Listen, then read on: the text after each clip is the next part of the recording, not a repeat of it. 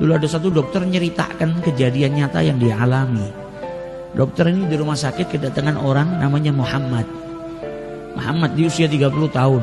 Dia bawa wanita tua, wanita tadi dipeluk sama dia. Dan wanita itu berontak terus. Mau buka jilbabnya, teriak-teriak, berontak kepingin lari. Dibawa ke rumah sakit, kata dokter perempuan tadi, ini siapa? Ini ibu saya. Lah kenapa kok sampai seperti ini? Ya ibu saya memang dari kecil lahir dalam keadaan kekurangan di akalnya. Lalu zaman sekarang kita nganggapnya orang sakit jiwa lah, ada kekurangan. Lu bagaimana ceritanya kok bisa punya anak? Sakit jiwa kok punya? Iya, memang ibu saya ini dinikahkan sama ayah saya, sama satu orang supaya punya anak saya yang bisa ngasuh ini, ngerawat. Dan mulai dari usia 10 tahun saya sudah ngerawat ibu saya. Saya yang bersihin kotoran, saya masakkan ibu saya ngasih makan. Kalau mau tidur saya ikat kaki saya dengan kakinya ibu saya. Saya takut ibu saya lari dari saya. Saya takut keluar dari rumah nanti susah nyarinya. Makanya dia mau tidur diikat. Jadi anak yang soleh, yang luar biasa. Kita nggak dikasih sama Allah ujian seperti itu. Kita nggak dikasih ujian, kita masih kecil. Ini anak diuji sama Allah punya ibunya dalam keadaan sakit jiwa. Mungkin kalau anak zaman sekarang sudah malu ngakuin ibunya. Mungkin ibunya dipergikan ke rumah sakit jiwa sudah supaya anaknya tenang. Ini enggak, sampai usia 30 tahun dia masih merawat ibunya. Lah kenapa dibawa ke sini? Ya ibu saya punya diabetes sama punya darah tinggi, ini saya kumat, saya bawa ke sini ke rumah sakit. Dan dipegangin ibunya ngelepas jilbabnya, nyanyi semua. Anaknya sabar luar biasa. Maka kata dokter tadi, kenapa tidak kau letakkan di rumah sakit jiwa? Ibumu kenal nggak sama kau? Nggak tahu. Sampai detik ini ibu saya nggak tahu kalau saya ini anaknya. Lah kalau gitu ngapain kau asuh? Kau letakkan rumah sakit jiwa dan kau bisa membina karirmu. Tapi yang menciptakan ibu saya tahu kalau saya anaknya.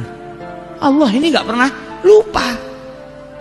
Allah nggak pernah lupa kalau saya ini anaknya ibu saya. Dan anak itu diwajibkan berbakti, wabil walidaini ihsana. Bagaimana mungkin saya mau merelakan pintu surganya Allah Subhanahu wa taala?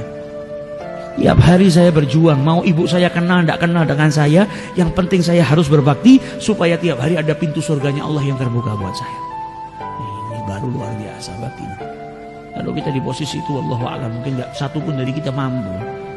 Dan ibunya ketika di dalam ruangan dokter tadi ngelihat acara TV di Mekah, maka ibunya tanya, kapan ke Mekah? Kapan ke Mekah? Kata anaknya, insya Allah kita akan ke sini. Kata dokternya, ibumu ini kan tidak punya kewajiban, sholat aja nggak wajib, menghilang akal. Kenapa ke Mekah bareng? Dia bilang, ibu saya setiap punya keinginan apa, saya akan berusaha untuk mewujudkannya.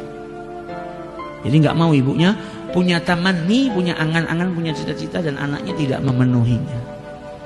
Nah ini baktinya seorang anak. Yang seperti itu insya Allah masuk dalam surganya bighairi hisab.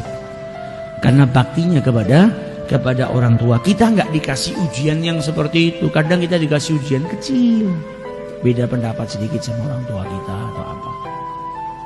Kalau sampai kita nggak bisa menunjukkan, membuktikan bakti kita sama orang tua, ya rugi kita, rugi. Jadi apapun, bahkan dikatakan sama Nabi, wa in zalama memang susah. Masa kita dizalimin kita suruh berbakti? Susah. Karena imbalannya surganya Allah Subhanahu wa taala. Nggak gampang tuh dapetin surganya Allah Subhanahu wa taala.